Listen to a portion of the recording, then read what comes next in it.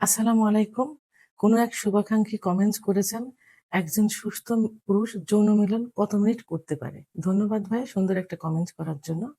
সাধারণত ৫ থেকে ৭ মিনিট সময়কে স্বাভাবিক সময় ধরা হয় গড়ে পড়তায়। তবে যদি যৌন মিলনের শুরু থেকে ১ মিনিটের মধ্যে বীর্যপাত হয়ে যায় সেটাই দ্রুত বীর্যপাত। কিন্তু ১ মিনিটের পরে গিয়ে যদি ৩ থেকে ৪ মিনিটে স্বামী-স্ত্রী দুজনের একসঙ্গে বীর্যপাত হয়ে যায় সেটাই সুখের বীর্যপাত। কিন্তু অনেক মেয়েদের দেখা যায় যে ১০ থেকে ১৫ মিনিট সময় লাগে উত্তেজিত করার জন্য।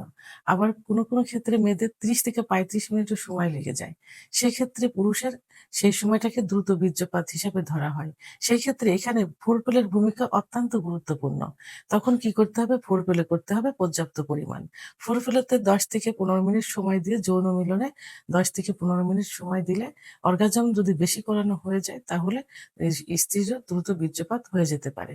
সেই ক্ষেত্রে গড়পড়তায় ১৫ থেকে ১৭ মিনিটও ধরা হয় যে যৌন মিলনের প্রকৃত সময় পুরুষের। সেখানে যদি তার বেশি হয়ে যায় সেক্ষেত্রে কিন্তু উভয়ের জন্য ক্ষতিকর। সব দিকে বিচার বিশ্লেষণ করে দেখা গেল যে আসলে ফোরপ্লের ভূমিকা সবথেকে বেশি গুরুত্বপূর্ণ।